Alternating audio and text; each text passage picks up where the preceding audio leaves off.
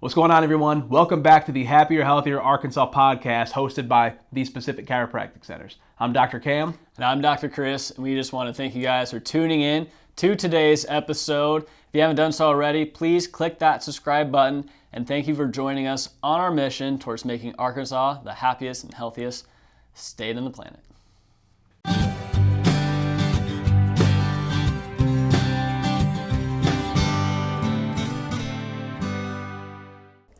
What's going on, everybody? This is Dr. Chris Brown with Happier, Healthier Arkansas, another episode of this show, in which case we're here to on a mission to make Arkansas the happiest, healthiest state on the planet.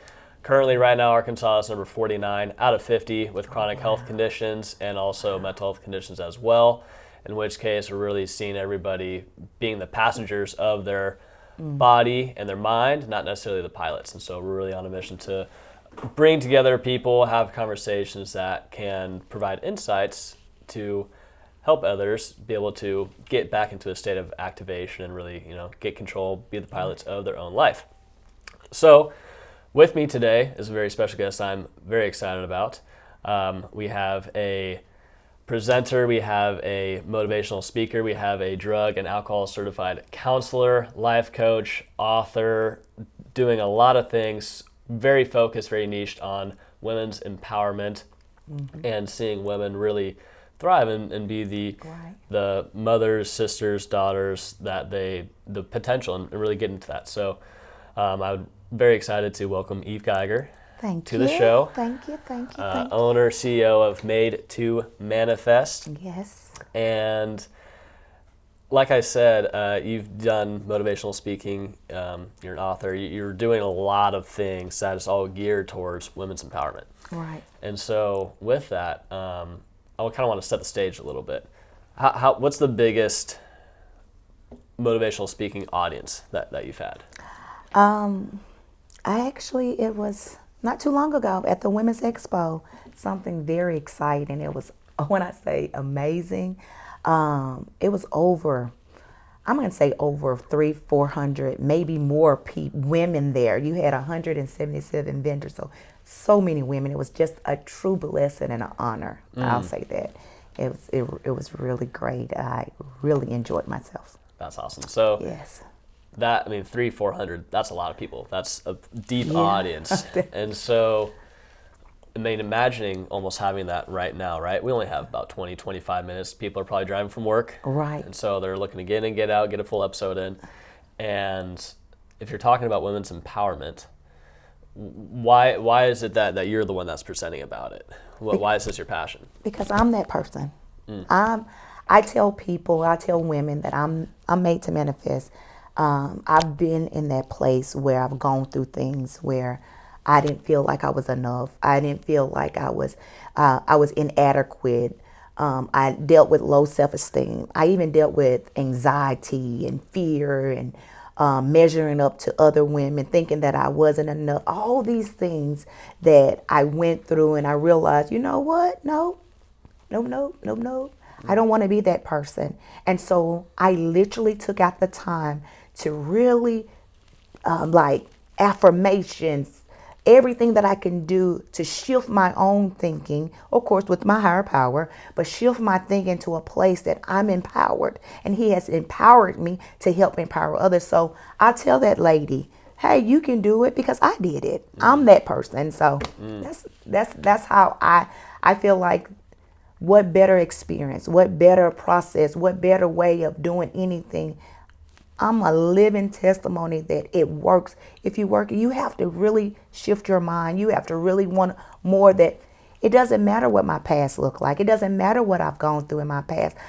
I deserve to be at this table. I deserve to be this person. And it's not about you. So that's what it's about.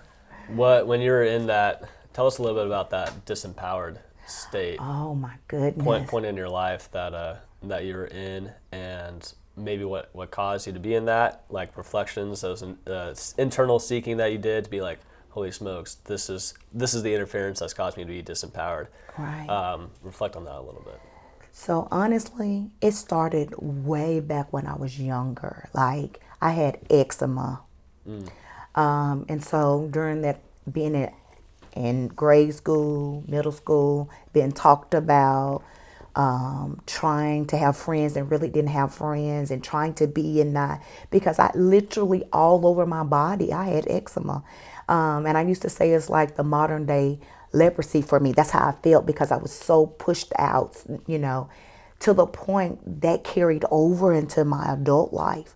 So I'm seeking the approval because I want friends. I want all this stuff to come along my life.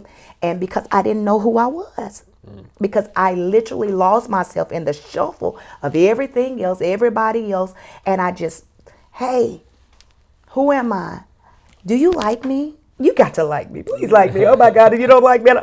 And so I went through life thinking, and I didn't realize until, I hate to say it, 2-3 years ago, that I realized that, wait, I'm tired of being in this place.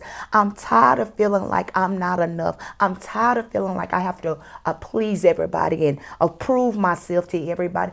I am somebody, period. Like it or not, I'm somebody. And even though I didn't know who I was, but I knew I was somebody. And being somebody, I knew that, you know what? I may not get validation from you. I may not get acceptance from you. I may not be liked by you, but there is something within me that has purpose. There's something in me that says show up when you don't feel like it. Something within me that says you got to get up and be your authentic self. Hey, and whoever that is. So those are the things. Low self-esteem. Feeling, like I said, feeling worthless, feeling inadequate, all that played a huge role in that process. Now I'm like, okay, here I am. How did those feelings of low self-esteem, worthlessness, feeling anxious, feeling dependent on others, acceptance of you to accept yourself, what did that cause your daily, weekly life, relationships? How did it impact those? But I'm going to say this. A lot of people didn't even know that because I bared it. I suppressed it. Because one of the things as women we do is we know how to be all things for all people all the time and neglect ourselves. We know how to show up and not even look like we're broken. We look like we're not hurt. And so I learned to mask my feelings. I learned to mask my emotions. But all along when I'm by myself, I'm having anxiety attacks. I'm struggling in this area. I'm struggling in this area, all because I allowed all those things. Now they're coming to the surface because I don't want to be that person anymore. And so, yeah. It's almost like in order to actually address those things, instead of searching for outward validation or outward help, you gotta start doing the inward. It has to start inside. Inward work and inside reflections and inside awareness. And for myself, I really think that a lot of those transitions in people's lives of not knowing who they are and then going towards this is who I am. Right. It happens with internal reflection and awareness. It does. What was that aha moment for you 2 to 3 years ago? Actually, COVID. Okay. There's probably so many people that can relate to that. COVID. Actually, it started during that time. My husband was in ICU. I didn't know if he was going to live or die. I was at home sick, struggling mentally, emotionally, all these things. And I didn't want to die like I was, if that makes sense. If I was getting ready to die, I did not want to go out like I had been, playing the part. Like I was acting my life. I was acting this way. I was being this way, but reality, I was not who I thought I was. And not until actually last year, when I really knew that my purpose was all about empowerment, is when I did a 30-day challenge. Okay. For myself. You created it? I created this challenge. I did a challenge for myself, which was, you could call it a fast, a challenge, however you want to call it. Yeah. Listen, this is what I did. Every morning, I would literally get up 3 or 4 o'clock, spend time with my higher power, and I was mindful of what I spoke. I was mindful of what I listened to. I was mindful who I allowed to speak anything in my ear. I was mindful. I put affirmations all over, everywhere. I made an affirmational board of who I was. Not what I believed or what somebody had spoken to my ear, because that was nothing to me, because I knew that where I needed to be and where my higher power was taking me was greater than that. I had to show up. So I had to say, I'm fearfully and wonderfully made. I am chosen. I am loved. I am enough. And I literally put all, they are still there. They are still there. When the tornado hit our house in March and we had to move to a hotel, came back, that is still there. That's one of the things I took with me was my affirmation board, because I believe that you have to see yourself different. You have to believe. So guess what? I have a mirror. I pick up my mirror and I tell myself, you are who you say you are. So everything that's going to desensitize me from believing my negative and my old, I had to reprogram myself. And so I did 30 days just doing that. Yeah. So you had 30 days every single morning. Every single morning. Rewriting them, rereading them. Rereading them, constantly speaking something positive over my life, continuous speaking who I am, not who I was. And you focus a lot on your mind and basically how you perceive your reality. Yes. You have to shift your mind. If your mind, listen, I tell people that the manifestation part of anything is the easy part. If you shift your mind to believe you can, then you will. But you have to get to that place. What happens a lot of times is we don't feel like we deserve it. We don't deserve to be here. We don't deserve to show up. We don't deserve, because everybody else is qualified for everything else. But at the end of the day, you are qualified. You are chosen, but you got to see it so that you can have it. And so you're speaking it. You're speaking those things that be not in those days, where you believing that you can have. So it's just a process that you constantly tell yourself. What is the source or the cause of that? I don't deserve this type of feeling. I don't deserve experience this or receiving this. I truly believe our past. Somebody have spoken something that what happens is, this is how I envision it. If I had a skeleton, and if I was tack stickies to that of what someone has spoken in my life, someone has said something, or just a thought of, who told us that we weren't enough? Like, where did that come from? Oh, because someone said your hair is not that the curly, or your skin is not that light, or you don't whatever. All that stuff builds up and you don't even realize. You think, oh, it just shook it off. But reality of it, oh, they right. You'll begin to feel like they're right even though they're not. You'll begin to see yourself as other people see you. OMG. The worst thing is perception. How I think you think of me. Why should that even matter? We do it. I'm sorry, we do it. We do it all the time. And so, but we're not by ourselves where we're at, But every woman, I believe, have struggled with some form of trying to be all things for all people, to the point they neglect themselves. Why is that such a consistent pattern? I see that too all the time, where I take care of a lot of moms, in which case they have pretty much have done everything output-wise for their kids, for the household, for the husbands, and rarely are they actually doing things to prioritize care for themselves. So why? I think it's just an innate part of a woman. We are that nurture. We are that person, We were raised to that the wife, the mother, the whomever, the caregiver is to take care of the family. Think about it. When you look at it, I don't care what type of TV show you watch it. It's all about the woman grooming the household, the woman taking care of the kids, the woman doing this, the woman doing that. So guess what we believe? That we got to do everything, and we feel like I got to be the strongest thing. If I'm not strong, if I'm not put together, then, oh my goodness, my kids are going to go lacking. My husband is going to go lacking. My house is going to go lacking. And we totally forget about ourselves, all because that's how we was raised. That's what was put into us, to say that you got to do this. Oh, girl, you better take care of that man. You better take care of those kids. You better. That we are stressed ourselves out. And the things that's in us, well, I'll do it one day. I'll get to it one day. Why not choose today? Why not choose yourself one time in life? Just choose yourself. And not being, when I say choose yourself, not being like like you don't care about somebody else. That's not what I'm saying, but choose you to show up for you. What is it, that thing that you have lying dormant with you that should be out, made manifest within you? Because it takes time and it takes place within. It takes time and it takes consistency. Consistency is the key.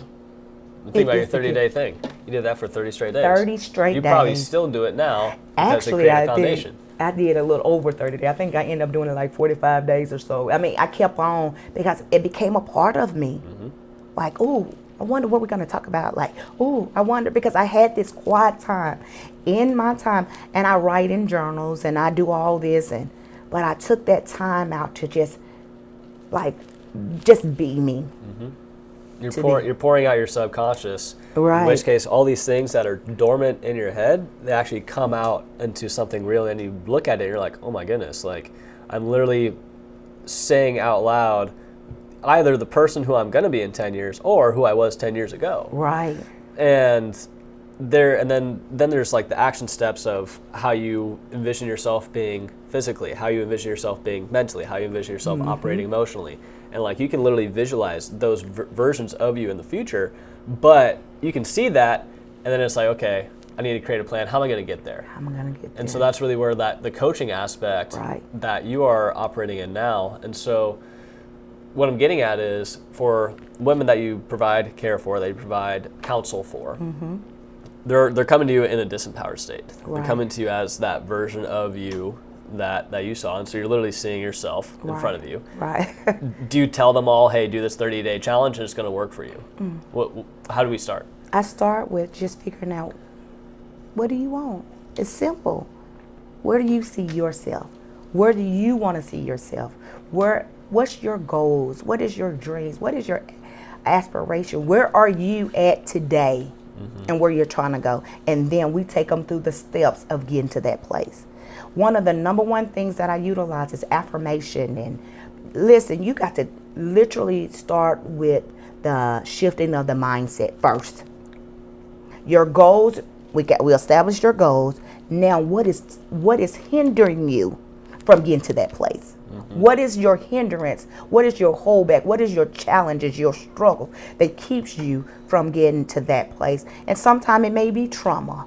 Sometimes it may be low self-esteem or not having a confidence. Like, I want confidence.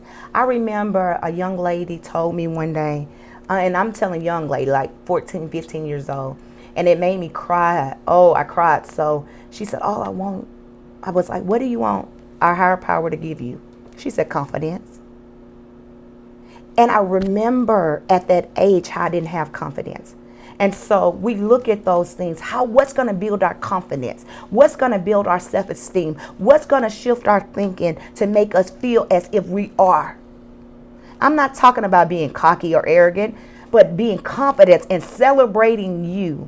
And one of the things that I love about Made to Manifest, about empowerment, is it's not one single person.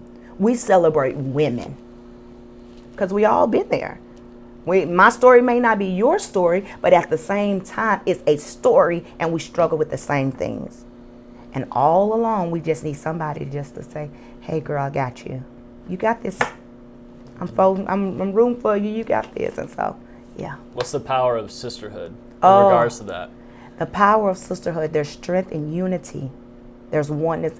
Just imagine all the women you know, all the strengths, I'm not going to call it a weakness, our disadvantages, okay, that we have. Just imagine if we were all hold in a place, put together for one common goal, what the impact would be from that. And that's what it's all about.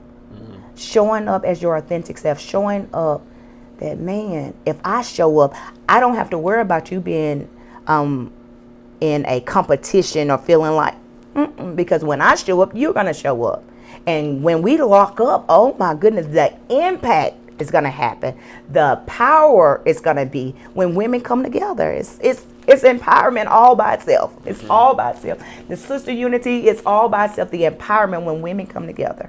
Synergy. It's synergy. I like that. Synergy. It is. Synergy. When you have a collective group that are all operating in the same kind of wavelength frequency, creating win-win situations, and then also you are your energy is being contagious to those that maybe not be in the group, but they're just seeing the wavelength that group's going on. They're like, I want to be part of that. What the heck is that? Right. What is going on with that? And there are some women that I truly admire for doing just that. I love being around other women. I'm trying to think. I think it's quite a few. But I mean, like, literally, I am empowered by seeing them empowered, if that makes sense. Mm-hmm. Yeah. Seeing another, she got it. She's doing it. The sky is the limit. I mean, it's what you want and what you're willing to do. The consistency is the key. Actually, so how you just said the word limit, when you're talking about the first steps towards kind of clearing yourself, removing the obstacles, removing the interferences, the first steps you said were writing out goals, right? So versions of yourself that's so far down the line, and then it's like, hey, how can I become that person? Right. And then the next piece seemed like that it was identifying the interferences, probably in your own headspace, in your home, of why you can't get there. How many of them initially think that it's because of someone else? You'll be surprised. You don't have that many. Now you have some that says, because of my mom or because of my dad, because of this. But really, at the point they come to me, they realize I need to be. It's you are past all that pointing the fingers. Remove the victim. Listen, I'm the one that's struggling. I need some help. I want to be shifted. I want to be changed. There's something more to me. It doesn't matter how, I tell people, it doesn't matter the size you are, the color, nationality, ethnicity, none of that. The key to it all is realizing that, you know what? I want to change. And if I don't, I can point the finger at you all day, every day. But until I get to the place that I want to change, it's a prime example. I don't know if you've ever heard of this. I'm sick and tired of being sick and tired. Yep, we say that because that's our patience. When you get to that point, you forget about everybody else. I'm sick and tired of being sick and tired. So guess what takes place? Change. Action. Activation. Because I'm tired of being in that state. And so that's what I see. That's what I see, actually. So we create goals. We envision ourselves. We start doing the introspection, internal reflection, everything, and then of ourselves. In which case, what's causing that activation is we become aware that we are our own interference. Oh, yes. And we are the only ones that can remove that. And probably prior versions of ourselves have said, you made me mad, you made me upset, you made me this. When really it's your own reaction to someone's action. Right. They didn't make you mad. You made yourself mad. Do you not know how many times I've thought that it was them? Prime example, I was talking to a friend not too long ago, that we were talking about how seasons shift in our lives and how you have friends this season that may not be with you the next season. And then there's some that's just with you for all your life, But there are sometimes the table shift and the people that was here this season is not here this season. But what I've learned in my own life, that I've tried to hold on to those people that has really shifted the page, and they're not. In those moments, I'm mad. Why are they acting funny? Why? And didn't even realize the page just shifted. So it wasn't them who did it. It was me, because I didn't release that in that season. And so I did it, yes. The lens of perception in which we look at things. Totally. Isn't it funny? Oh my goodness. Last couple things before we wrap up. What are for your service, Made to Manifest? I read that there are principles. What are the principles of it? We stand on, we're all about being authentically you. Like, Our principles we stand on is affirmation, positive speaking, being who you are called to be, not turned down, not being lacking in any aspect of your life, standing on that, being made whole in who you're called to be. Our principle is we stand on the foundation. And our foundation, and my foundation, is Christ. It is. But I meet each person where they're at, if that makes sense. Mm-hmm. Knowing that, hey, it's all about what you bring and where you're ready to go. Mm-hmm. Absolutely. I had a concept that you had mentioned that just fleeted my mind. In which case, being unapologetically yourself. Mm-hmm. And that's you being grounded. How you said confidence. It's confidence in who you are, right. Knowing who you are. In which case you can be yourself unfiltered. You don't have your past agreements, chains that others may have spoken about you, mm-hmm. that you then agreed upon for yourself. Right. In which case you are literally full expression of yourself. Of myself. That is being unapologetically you, which will then result in the outward projection of the confidence, grounded, right. Everything about that. That's really the whole pursuit, in which case yes. What these women are looking for is, I just want to be me. A, I want to find out who I am. I want to know who I am. And B, I want to be able to express who I am and not worry or second guess or have my guard up. Ooh. When being myself fully expressed, regardless of where I go. Right. Because I can change locations. Arkansas weather, it goes everywhere it wants to. Oh, yeah. But yet, internally, the weather doesn't change. It doesn't change. It should be status quo.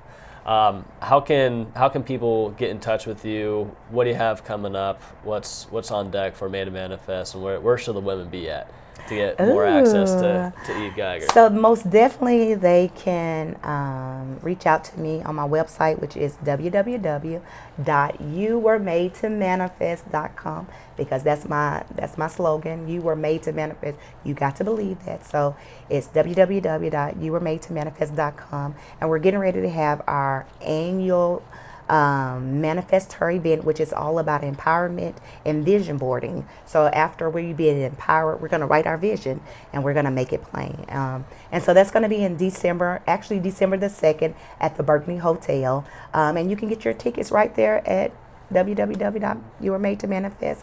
And so we have other things going to be coming forth in 2024, but right now this is what we're doing. And so you can catch me, you can reach out to me, email me at madetomanifest2022.gmail.com. And I would love to work. Listen, I'm all about shifting mindset, but meeting a woman where she's at, to be empowered, to be inspired, to know that, hey, you are somebody. And what's in you must come out of you. You got to be.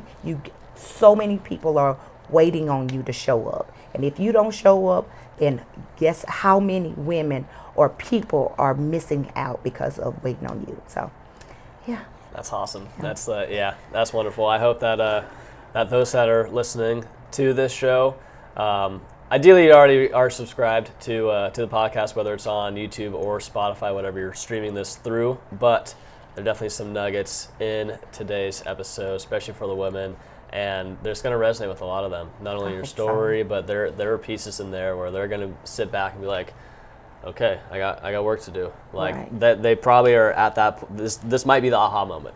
Right. And I think that we executed on that and everything. So that's wonderful. I really do hope so. And I'm going to say this. I know we got to go, but no, you're good. It doesn't matter how old you are. Because I've heard older women, I'm not going to call older, more seasoned women say, that's too far removed. Yes, I'm so far past that in stage in life, but you're not. If we are still living, there's purpose in us and there's a plan for our lives. And so you're never too far gone to believe that you can't start today.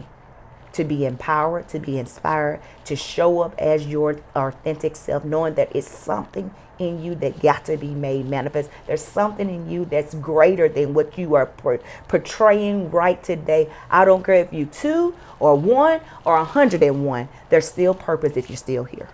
And so that's what I believe. So do not shortchange yourself to say my age. Your age does not disqualify you from anything.